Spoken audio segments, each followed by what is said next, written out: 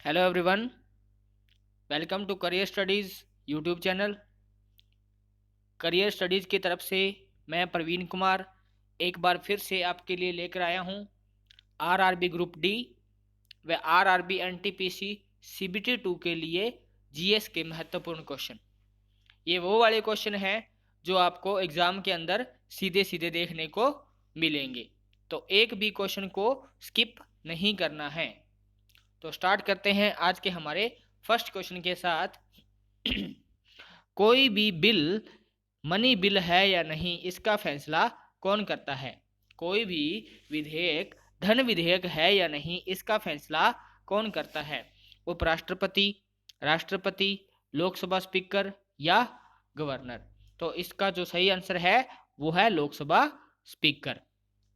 Lok Sabha speaker के पास ये power होती है कि वो ये डिसाइड करता है कि कोई भी बिल मनी बिल है या नहीं। अगर हम लोकसभा स्पीकर की बात करें तो एट प्रेजेंट हमारे देश के जो लोकसभा स्पीकर हैं वो हैं ओम बिरला। ओम बिरला जी हमारे देश के लोकसभा स्पीकर हैं, जो कि 17th लोकसभा स्पीकर हैं। ठीक है। उसके बाद में हम बात करते हैं राष्ट्रपति की। राष्ट्रपति के लिए जो आर्टिकल होता है वो होता है 52, और उपराष्ट्रपति के लिए जो आर्टिकल होता है वो होता है 63, और लोकसभा स्पीकर के लिए अगर हम आर्टिकल की बात करें तो वो होता है 93 से लेके 96 तक। जो आर्टिकल होते हैं वो लोकसभा स्पीकर के लिए होते हैं। और उसके बाद में हम बात करते हैं कि ये जो लोकसभा स्पीकर हैं, ठीक है, इन्होंने ये डिसाइड कर दिया कि ये मनी बिल है या नहीं है, कोई भी बिल मनी बिल है या नहीं है। और अगर मनी बिल का आर्टिकल पूछ ले कि मनी बिल का आर्टिकल कौन सा होता है, तो मनी बिल का जो आर्टिकल होता है वो होता है आर्टिकल 110। 110 आर्टिकल जो होता है वो किससे रिलेटेड होता है? वो रिलेटेड होता है मनी बिल के साथ। ठीक है। उसके बाद में हम बात करते हैं लोकसभा की। ठीक है। लोकसभा के लिए अगर हम आर्टिकल की बात करें तो वो होता है 81। ठीक है। राज्यसभा के लिए आर्टिकल होता है 80। और अगर हम पार्लियामेंट की बात करें तो पार्लियामेंट का आर्टिकल होता है 79। ठीक है। पार्लियामेंट का आर्टिकल, संसद का जो आर्टिकल होता है 79। राज्यसभा का जो आर्टिकल होता है वो होता है 80। और 81 जो आर्टिकल होता है वो होता है लोकसभा से रिलेटेड। लोकसभा लोकसभा का जो स्पीकर होता है वो एट अ टाइम कौन है? वो है हमारे ओम बिरला जी। ठीक है। और जो राज्यसभा जो होती है, राज्यसभा का जो स्पीकर होता है वो होता है कौन? वो होता है उपराष्ट्रपति। उपराष्ट्रपति, वाइस प्रेसिडेंट जो होते हैं वो राज्यसभा के पदेन सभापति होते हैं। और जो ये जो मनी बिल होता है, धन विधेयक होता है, धन विधेयक एक ऐसा विधेयक है जो सीधा लोकसभा में पेश होता है, राज्यसभा में इसको पेश नहीं कर सकते। इससे इसके अलावा अगर कोई भी अगर विधेयक होता है तो वो किसी भी सदन में, लोकसभा में या राज्यसभा में किसी भी सदन में पेश कर सकते हैं। बट मनी बिल के मामले में, धन विधेयक के मामले में ऐसा नहीं होता। धन विधेयक को अगर हमने पेश करना है तो पहले लोकसभा में पेश करना होगा। ठीक है। तो इस क्वेश्चन से इतना ही। चलते हैं नेक्स्ट क्वेश्चन पे। किस देश को उगते सूर्य का देश कहा जाता है? किस देश को उगते सूर्य का देश कहा जाता है? नॉर्वे, अमेरिका, ब्रिटेन या जापान? 4 ऑप्शन है हमारे पास। तो इसका जो सही आंसर है वो है ऑप्शन डी, जापान। जापान को बोला जाता है the sun of the country of rising sun. ठीक है। The country of rising sun बोला जाता है किसको? जापान को। उसके बाद में अगर हम मिडनाइट कंट्री की बात करें तो वो है नॉर्वे। क्वेश्चन ये भी पूछा जाता है, बहुत बार पूछा जाता है ये क्वेश्चन कि मिडनाइट कंट्री कौन सी है, तो वो है नॉर्वे। अगर हम जापान की बात करें तो जापान की संसद का नाम बहुत ज़्यादा बार एग्जाम के अंदर पूछा जा चुका है अभी तक। तो जापान की जो संसद है वो होती है डाइट। ठीक है, डाइट जो है वो जापान की संसद का नाम है। जैसे अपने पार्लियामेंट होती है वैसे वहाँ पे डाइट है। ठीक है, उसके बाद में हम बात करते हैं जापान की। जापान के ऊपर 6 अगस्त 1945 को अमेरिका ने एक बॉम्ब गिराया था जिसका नाम था लिटिल बॉय। ठीक है, लिटिल बॉय कहाँ पे गिराया था? ये गिराया था हिरोशिमा में। इसलिए 6 अगस्त को हम सेलिब्रेट करते हैं, क्या सेलिब्रेट करते हैं? तो वो सेलिब्रेट करते हैं हिरोशिमा डे। उसके बाद में 9 अगस्त को अमेरिका ने दूसरा बॉम्ब गिराया था, 9 अगस्त 1945 को, सेकेंड वर्ल्ड वॉर के टाइम, और वो गिराया था फैट मैन। इसलिए 9 अगस्त को हम सेलिब्रेट करते हैं नागासाकी डे, क्योंकि 9 अगस्त को जो बॉम्ब गिराया था, कौन सा? फैट मैन, वो गिराया था नागासाकी के ऊपर। ठीक है, तो एट प्रेजेंट में जो अमेरिका के जो प्रेसिडेंट है वो हैं जो बाइडेन। ठीक है, तो इस क्वेश्चन का जो सही आंसर है वो है जापान। इसके बाद में नेक्स्ट क्वेश्चन है आज का हमारा तीसरा क्वेश्चन, भारतीय रेलवे कुल कितने जोन में विभाजित है? इंडियन रेलवे में कितने जोन हैं? ठीक है, तो इसका जो सही आंसर है वो है option D. Option D, 18 zone में भारतीय रेलवे विभाजित है। अगर पूछ ले 18th जोन कौन सा था जो अभी अभी बना था, मतलब कि नया नया जोन कौन सा बना था? 18th बना था, वो बना था SCR, यानी कि साउथ कोस्ट रेलवे। और साउथ कोस्ट रेलवे का जो हेडक्वार्टर है वो है विशाखापट्टनम में, विशाखापट्टनम में। ठीक है, विशाखापट्टनम में हेडक्वार्टर है किसका? साउथ कोस्ट रेलवे का। और ये जो जोन बना था वो बना था 2019 में। अगर हम रेलवे मिनिस्टर की बात करें, एट प्रेजेंट में हमारे रेलवे मिनिस्टर कौन है? तो वो हैं अश्विनी वैष्णव। अश्विनी वैष्णव जो हैं एट प्रेजेंट रेलवे मिनिस्टर हैं। और रेलवे बोर्ड के अगर चेयरमैन की बात करें तो वो हैं VK त्रिपाठी। रेलवे बोर्ड के चेयरमैन व CEO, चेयरमैन एंड CEO कौन है? VK त्रिपाठी। ठीक है, तो इस क्वेश्चन का जो सही आंसर है वो है ऑप्शन डी, 18। दोस्तों, इस वीडियो में सभी क्वेश्चन वो वाले क्वेश्चन है जो आपको सीधे के सीधे कहाँ पे मिलेंगे? एग्जाम के अंदर देखने को मिलेंगे। तो एक भी क्वेश्चन को स्किप किया तो आपका बहुत बड़ा लॉस हो सकता है। ठीक है, उसके बाद में हम फोर्थ क्वेश्चन पे चलते हैं कि दिल्ली का जो लाल किला है, रेड फोर्ट, रेड फोर्ट जो दिल्ली में है, उसको किस मुगल बादशाह ने या किस मुगल शासक ने बनवाया था?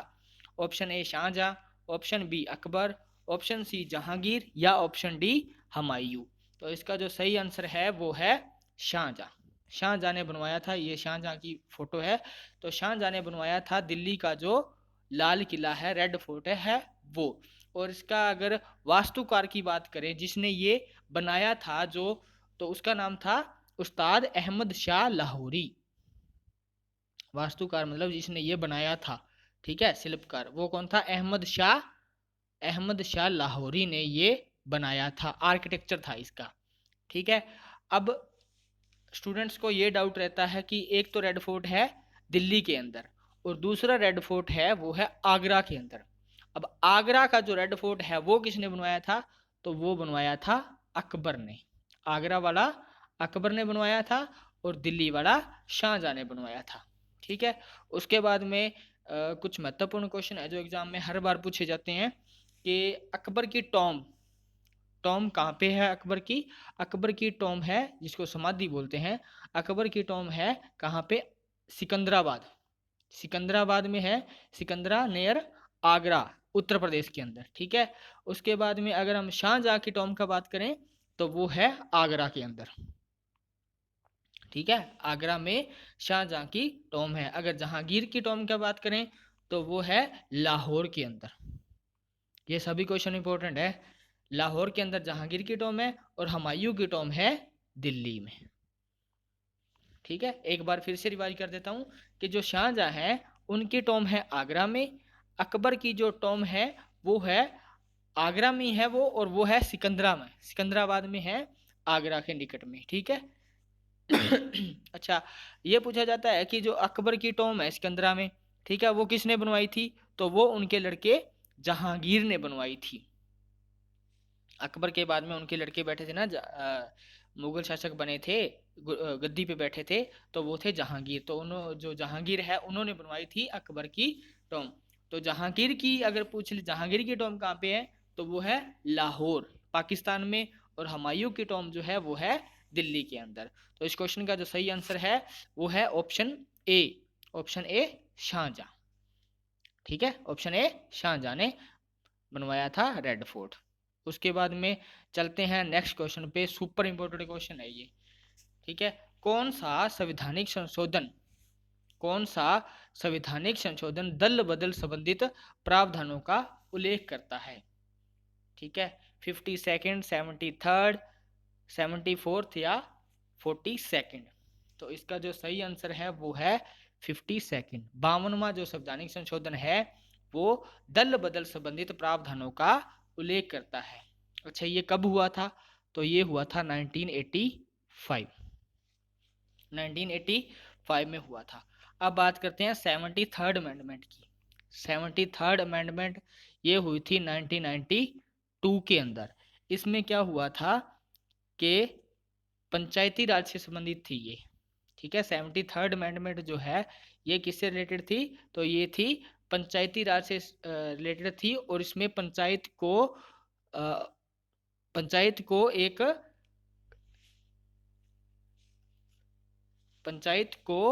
एक पावर दी गई थी कि वो 29 विषयों पर क्या बना सकती है, कानून बना सकती है, और ये इम्प्लीमेंट हुआ था 1992 में। ठीक है, उसके बाद में हम बात करते हैं 74th। ये भी 1992 में हुआ था और इम्प्लीमेंट हुआ था 1993 में। मतलब संवैधानिक संशोधन तो हुआ था 1992 में और इम्प्लीमेंट हुआ था 1993 में। ये रिलेटेड था म्युनिसिपल कॉरपोरेशन से। इसमें म्युनिसिपल कॉरपोरेशन को 18 विषयों के ऊपर कानून बनाने की इजाजत मिली थी। ठीक है, मतलब म्युनिसिपल कॉरपोरेशन है वो 18 विषयों पर कानून बना सकती है। उसके बाद में ये जो 42nd अमेंडमेंट थी ये थी 1976 में। ठीक है, तो इस क्वेश्चन का जो सही आंसर है वो है ऑप्शन ए, ऑप्शन ए 52वां संवैधानिक संशोधन दल बदल से संबंधित है, जो कि कब हुआ था? 1985 में, 1985 में हुआ था। उसके बाद में नेक्स्ट क्वेश्चन है आर्द्रता। आर्द्रता को मापने के लिए किस उपकरण का प्रयोग किया जाता है? आर्द्रता होती है ह्यूमिडिटी। ह्यूमिडिटी को किस चीज से मेजर किया जाता है? ह्यूमिडिटी को किस चीज से मेजर किया जाता है? तो उसका जो सही आंसर है वो है हाइग्रोमीटर। हाइग्रोमीटर से ह्यूमिडिटी को मेजर किया जाता है। अब इसमें भी एक डाउट हो सकता है कि अगर हाइड्रोमीटर आ जाए, फिर हाइड्रोमीटर किस चीज़ को मेजर करता है? फिर एक तो हो गया हाइग्रोमीटर जो कि ह्यूमिडिटी को मेजर करेगा। अगर हाइड्रोमीटर आ जाए तो वो मेजर करेगा डेंसिटी। ठीक है, घनत्व को मेजर करता है कौन? हाइड्रोमीटर। उसके बाद में थर्मामीटर। थर्मामीटर सभी को पता है टेम्परेचर मेजर के लिए होता है। और जो बोरोमीटर है ऑप्शन सी, बोरोमीटर, ये होता है एटमॉस्फेरिक प्रेशर के लिए। एटमॉस्फेरिक प्रेशर के लिए एक फॉर्मूला पूछा जाता है बहुत बार कि टेम्परेचर फॉर्मूला कौन सा होता है? टेम्परेचर फॉर्मूला होता है C/100, C/100 is equals to F-32/180, 180, ठीक है, इज इक्वल्स टू K-273/100। ठीक है, ये बहुत ज़्यादा इंपॉर्टेंट फॉर्मूला है, ये बहुत बार एग्जाम में पूछा जाता है। अगर आपको दे दिया सेल्सियस दे दिया और पूछ लिया कि फ़ारेनहाइट में बताओ कितना है, तो आप ये फॉर्मूला पुट करो, इससे आपका आंसर निकल जाएगा। कुछ भी पता कर लो, जैसे सेल्सियस दे दिया और केल्विन में पूछ लिया कि कितना होता है, ठीक है, तो वो आप इससे फाइंड कर सकते हो।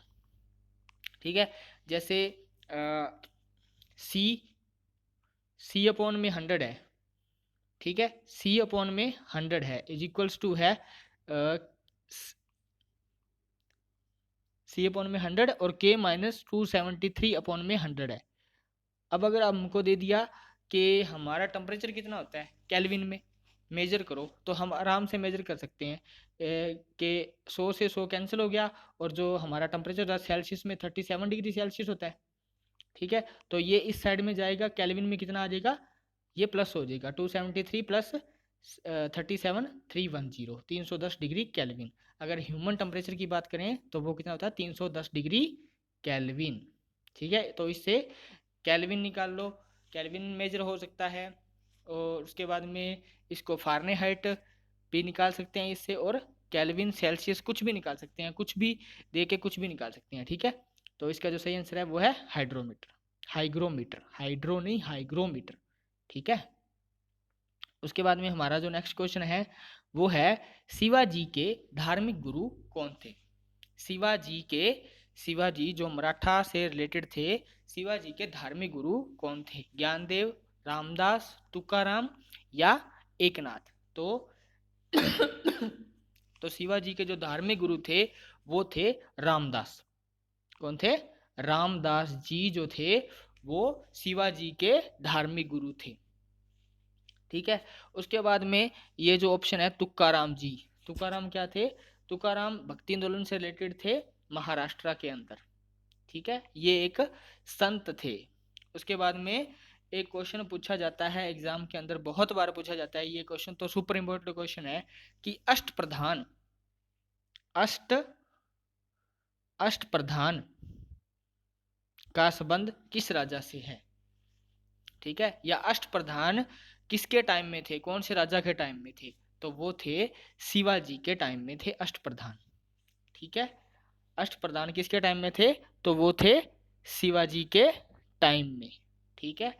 और उसके बाद में एक क्वेश्चन पूछा जाता है कि अष्ट दिग्गज, अष्ट यहाँ पे प्रधान की जगह आ गया दिग्गज, ठीक है। अष्ट दिग्गज किसके टाइम में थे, तो वो थे कृष्ण देव रॉय, कृष्ण देव रॉय के टाइम में थे अष्ट दिग्गज, ठीक है, जो कि तुलु वंश से संबंधित थे। 1509 से लेके 1529 तक इन्होंने राज किया था, ठीक है। तो इसमें कंफ्यूज नहीं होना है, अगर पूछ ले कि अष्ट दिग्गज किसके टाइम में थे, तो वो थे, अष्ट दिग्गज थे कृष्ण देव राय के टाइम में, और अगर पूछ ले अष्ट प्रधान किसके टाइम में थे, तो वो थे शिवाजी के टाइम में, ठीक है। उसके बाद में इसका जो सही आंसर है वो है ऑप्शन बी, रामदास। चलते हैं नेक्स्ट क्वेश्चन पे। भारतीय मूल संविधान में कुल कितनी अनुसूचियां थी, मतलब जब अपना भारत आजाद हुआ था, संविधान लागू हुआ था, तो उस टाइम संविधान में कितनी अनुसूचियां थी, ठीक है, ये आपने बताना है। 6 अनुसूचियां थी, 7 थी, 8 थी या 9 थी। तो इसका जो सही आंसर है वो है 8, 8 अनुसूचियां थी। अगर पूछ ले एट प्रेजेंट कितनी है, तो एट प्रेजेंट जो है भारतीय संविधान में 12 अनुसूचियां हैं, 25 पार्ट हैं, और 400 से प्लस क्या है, अनुच्छेद है, ठीक है। 12 अनुसूचियां हैं, 25 पार्ट हैं, और 400 से प्लस अनुच्छेद हैं।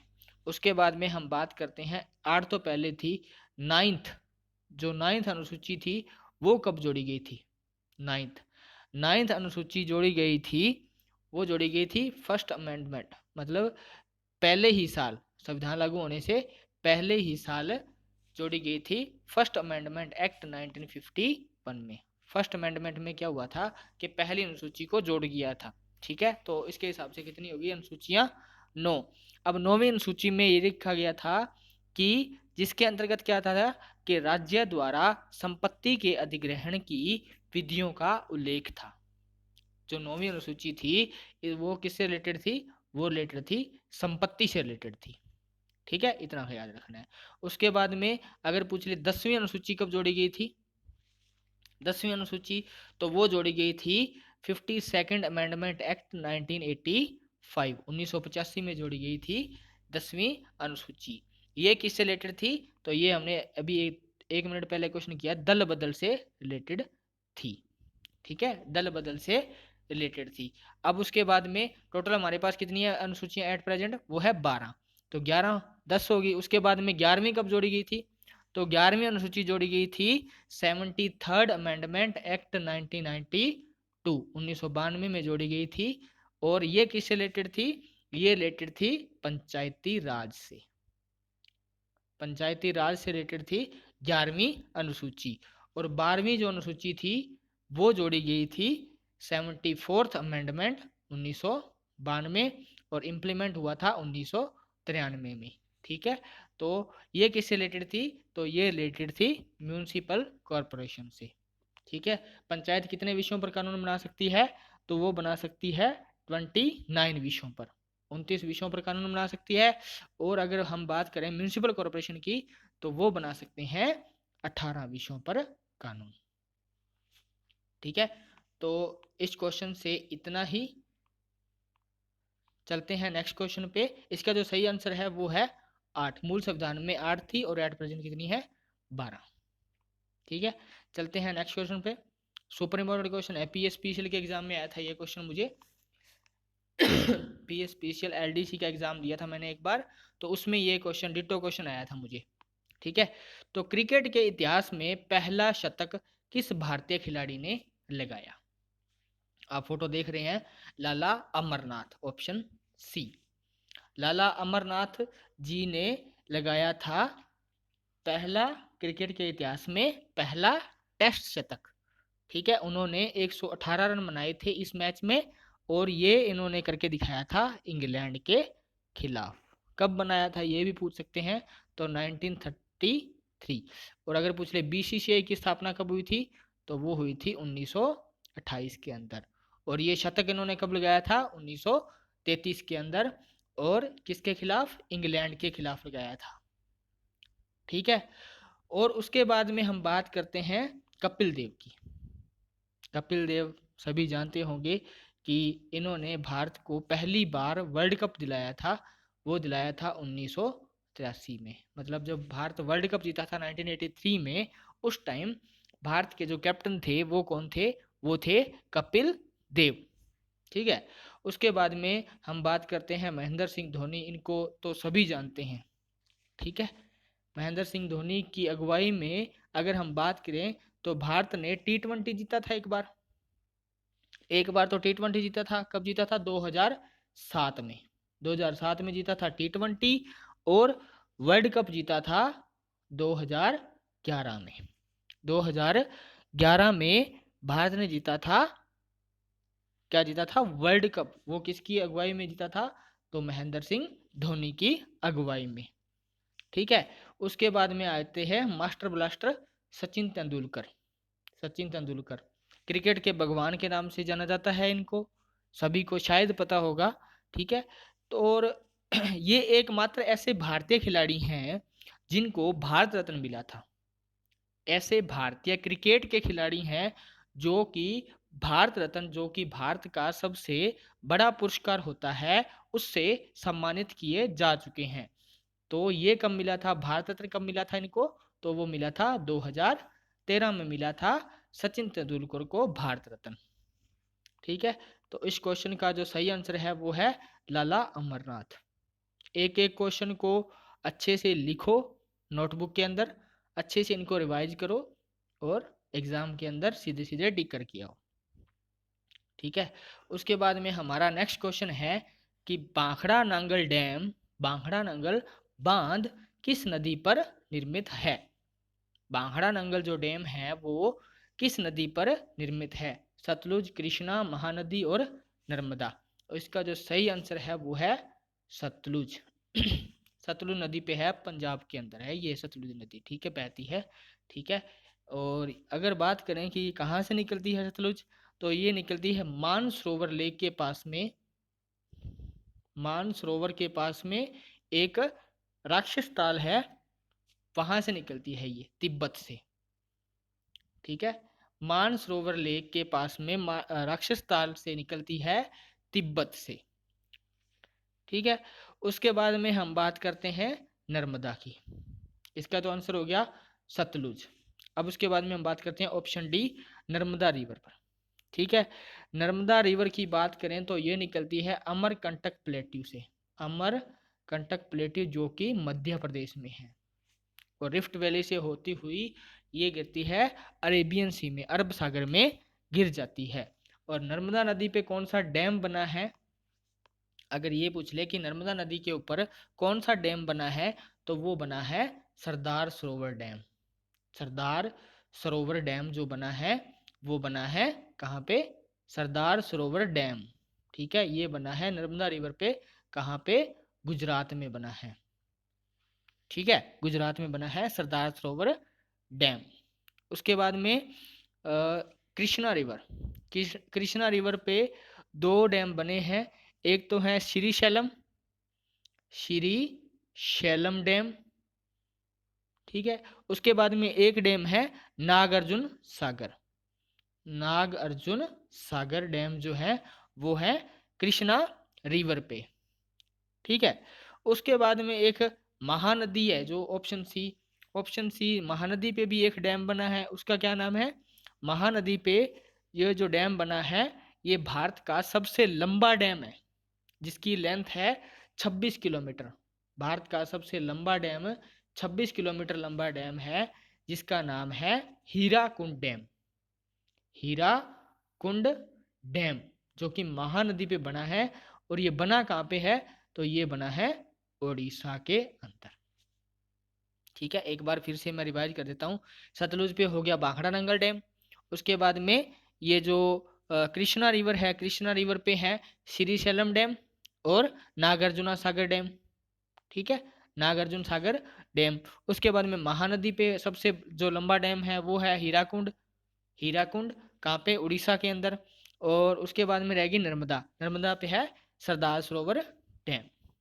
ठीक है, अब एक स्टेटमेंट थी, ये किसने कहा था कि dams are the temple of modern India, dams are the temple of modern India, ये किसने कहा था, तो ये स्टेटमेंट थी हमारे देश के first prime minister Jawaharlal Nehru ji की। उन्होंने कहा था कि dams are the temples of modern India. ठीक है, तो आई होप ये वीडियो आपको बहुत अच्छी लगी होगी। एक एक क्वेश्चन को फुल डिटेल के साथ हमने करने की कोशिश की है। तो ये जो क्वेश्चन है ये आपको, मेरा बिलीव है कि ये आपको एग्ज़ाम के अंदर सीधे सीधे देखने को मिलेंगे। तो इनको एक कॉपी के अंदर नोट करो, अपने नोट्स बनाओ, फिर इनको रिवाइज करो, एक दो बार पढ़ोगे तो आपको याद हो जाएंगे। ठीक है, तो अगर आप इस वीडियो को शेयर करोगे तो आपके किसी दोस्त का भी भला हो सकता है। तो इस वीडियो को ज़्यादा से ज़्यादा, जितना ज़्यादा हो सके इस वीडियो को शेयर करो अपने फ्रेंड्स के अंदर, और वीडियो को लाइक करो और हमारे चैनल को सब्सक्राइब करो। Thank you, thanks for watching.